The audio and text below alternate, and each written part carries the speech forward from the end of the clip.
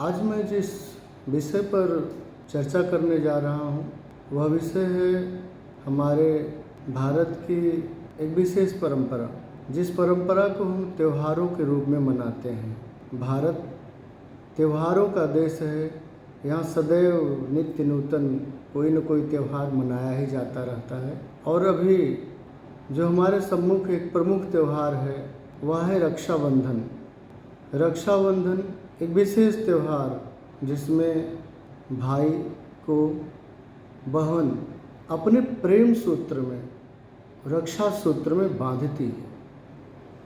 भाई के आयु के लिए, दीर्घायुष्य के लिए या उसकी रक्षा के लिए सभी बहनें कामना करती हैं। इस वर्ष 2 दिनों तक पूर्णिमा है।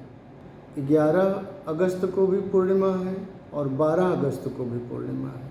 बहुत सारे मित्रों ने या बहुत सारे शुभचिंतकों ने जो परिचित हैं हमारे, उन लोगों ने फेसबुक के माध्यम से या व्हाट्सएप के माध्यम से या कॉल करके भी हमसे जिज्ञासा प्रकट की कि इस वर्ष रक्षाबंधन 2 दिन है तो 11 को मनाएं या 12 को मनाएं, क्या उपयुक्त होगा। तो आज हम इसी विषय पर विशेष चर्चा करेंगे कि क्या उपयुक्त है, 11 को मनाना उपयुक्त है या 12 को। देखिए, जो पूर्णिमा तिथि है वही 11 तारीख को ही प्रारंभ हो रही है। 11 तारीख को 10:38 से प्रातःकाल 10:38 से पूर्णिमा प्रारंभ हो रही है 11 तारीख को, जो 12 तारीख को प्रातःकाल में 7:05 तक चलेगी। पूर्णिमा 11 तारीख को दिन में 10:38 से 12 तारीख को प्रातः 7:05 तक पूर्णिमा होगी। ऐसे में 2 दिन पूर्णिमा हो रही है तो निश्चित ही हमारे मन में यह भाव आना स्वाभाविक है कि हम 11 को मनाएं, पहले दिन या दूसरे दिन। देखिए, उपयुक्त क्या है ये निर्णय आप स्वयं ले सकते हैं। जो ज्योतिषीय परंपरा है, जो हमारे आचार्यों की परंपरा है, हम उस पर पहले विचार करें। पहला विचार कि 11 तारीख को पूर्णिमा तिथि के साथ ही भद्रा प्रारंभ हो रहा है और भद्रा जो मुहूर्त है उसमें रक्षाबंधन इत्यादि वर्जित है। जो रक्षाबंधन पर्व है वह भद्रा मुहूर्त में नहीं मनाया जा सकता है। और ये भद्रा प्रारंभ हो रही है पूर्णिमा के साथ 10:38 से और रात्रि 8:52 तक। कुछ लोग 8:50 तक कुछ पंचांगों में है, कुछ पंचांगों में 8:52 तक है। तो दिन में 10:38 से रात्रि 8:52 तक आप रक्षाबंधन नहीं मना सकते। क्यों? क्योंकि इस बीच में भद्रा है और भद्रा जब व्याप्त होती है तो रक्षाबंधन पर्व नहीं मनाना चाहिए।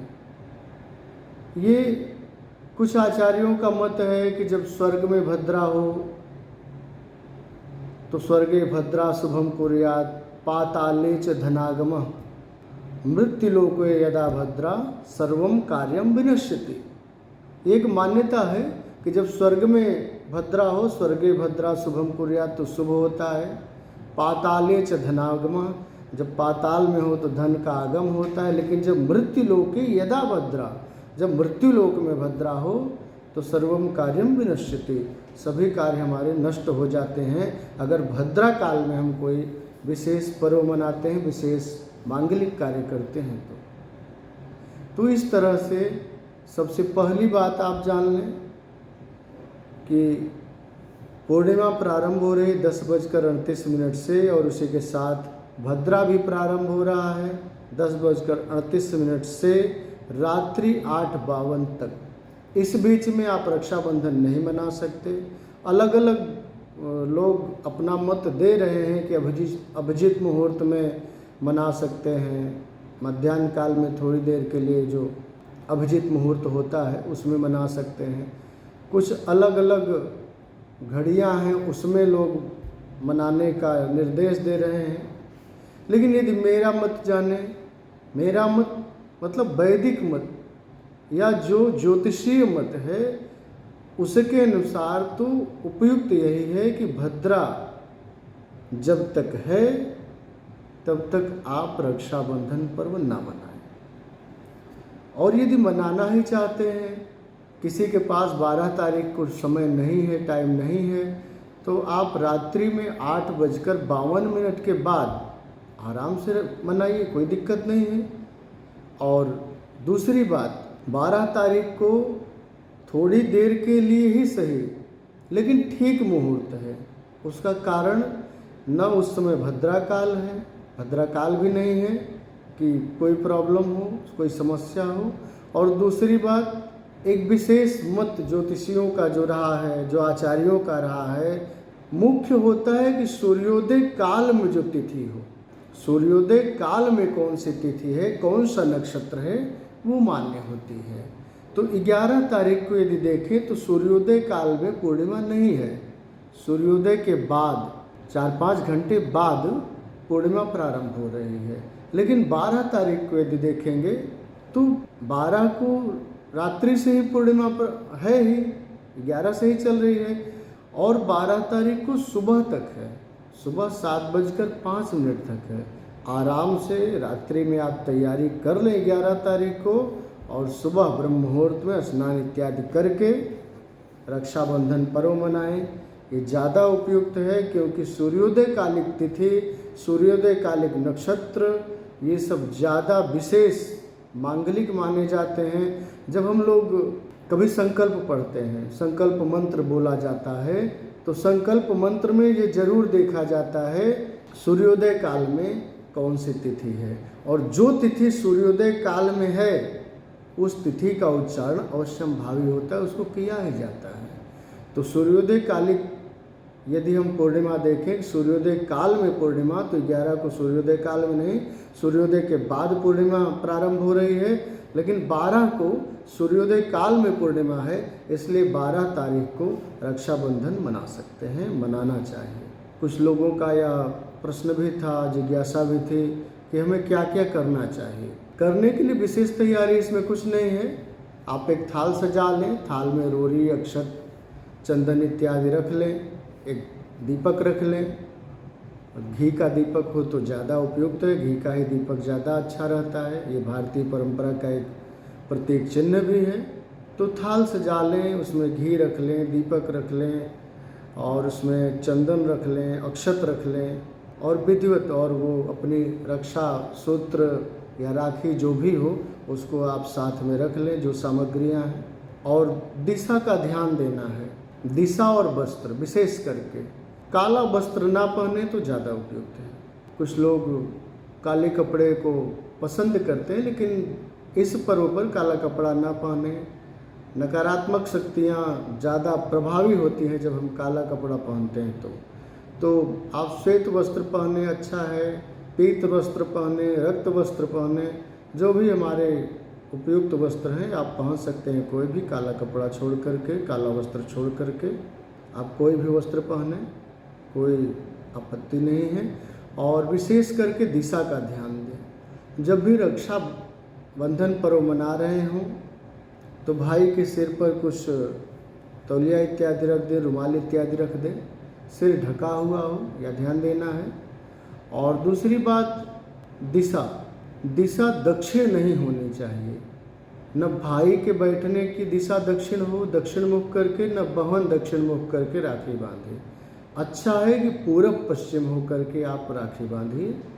भाई का मुख पूर्व में हो, बहन पश्चिम में मुख करके बांधे या उत्तर में मुख करके राखी बांधे, कोई दिक्कत नहीं। दक्षिण दिशा को छोड़ करके आप किसी भी दिशा में बैठ करके राखी बंधवाइए, कोई आपत्ति नहीं है, कोई परेशानी नहीं है। तो इसका ज़रूर ध्यान देंगे। पहला कि आप तैयारी कर लें, रोरी, अक्षत, चंदन इत्यादि रख लें, और विधिवत दीपक इत्यादि जला करके, आरती करके, तिलक करके फिर राखी बांधें। राखी क्या है? एक प्रेम का प्रतीक है। रक्षा जो है एक प्रेम का प्रतीक है। हाँ, एक चीज़ और ध्यान देंगे, जो रक्षा बांधते हैं या राखी बांधते हैं उसमें 3 ग्रंथि दी जाती है, 3 गांठ बांधी जाती है और उस 3 गांठ का अपना बहुत महत्व है। जो पहली गांठ बांधी जाती है, भाई की लंबी उम्र हो और भाई की सेहत अच्छी हो, इस भावना से बांधी जाती है। दूसरी गांठ बांधी जाती है, भाई की सुख समृद्धि उत्तरोत्तर बढ़ती रहे, दिन प्रतिदिन बढ़ती रहे, इसके लिए दूसरी गांठ बांधी जाती है। और तीसरी गांठ जो है वह रिश्ते को मजबूत बनाने के लिए, रिश्ते को दृढ़ रखने के लिए बांधी जाती है कि हमारा जो भाई बहन का प्रेम है वह मजबूत हो, वह दृढ़ हो, वह टिकाऊ हो, ज़्यादा दिन तक चले, इसलिए 3 ग्रंथि दी जाती है।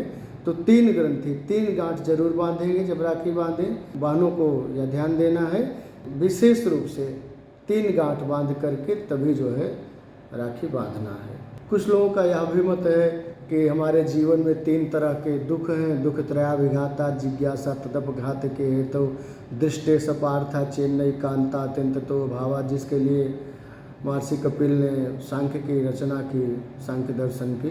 दुख त्रयाभिघाता, 3 प्रकार के दुख हमारे जीवन में अभिघात करते हैं, हमें परेशान करते हैं। वो 3 दुख हैं, आधिदैविक दुख, आधिभौतिक दुख और आध्यात्मिक दुख। इन तीनों दुखों से हमारा भाई मुक्त रहे, ये तीनों दुख जीवन में ना आए, इसके लिए 3 ग्रंथि बांधिए, 3 गांठ बांधिए। कुछ लोगों का मत है कि जो त्रिदोष हैं, वात पित्त कफ, इनकी साम्यावस्था बनी रहे, क्योंकि इनकी साम्यावस्था जब भंग होती है तो हमारे अंदर अनेकानेक प्रकार के रोग जो है हो जाते हैं। तो इनकी साम्यावस्था बनी रहे, इसके लिए 3 गांठ बांधते हैं। आप जिस भी भाव से इसको लें, हर भाव से यह कल्याणकारी ही है, तो 3 गांठ बांधना है। तो मुख्य रूप से निर्णय यही हुआ कि 12 तारीख को प्रातःकाल 7:05 से पहले आप भाई की कलाई में राखी बांधें, ये ज़्यादा उत्तम रहेगा। या फिर 11 तारीख को रात्रि 8:52 के बाद आप बांध सकती हैं यदि आवश्यक हो तो। दूसरा, रक्षाबंधन पूर्व पश्चिम उत्तर इन तीनों तरफ आप मुख करके बांध सकती हैं या बंधवा सकते हैं, लेकिन दक्षिण मुख करके ना ही राखी बांधना है ना ही राखी बंधवाना है। खाली सिर नहीं होगा, सिर पर गमछा तौलिया इत्यादि कुछ रख करके ही बंधवाना है। और 3 गांठ जो ग्रंथि देना है रक्षाबंधन में, वो 3 गांठ देनी है, इसका विशेष ध्यान दीजिएगा। तो मुझे लगता है कि आपके प्रश्नों का उत्तर मिल गया होगा। रक्षाबंधन 11 और 12 दोनों को मना सकते हैं, लेकिन 11 को यदि मनाएंगे तो रात्रि 8:52 के बाद, या फिर 12 तारीख को आप सुबह 7:05 से पहले रक्षाबंधन पर्व मना लेंगे। आप सभी को रक्षाबंधन की अग्रिम शुभकामनाएं। आपका दिन मंगल हो, आपके जीवन में खुशहाली आए। हरि ओम, नमो नमः।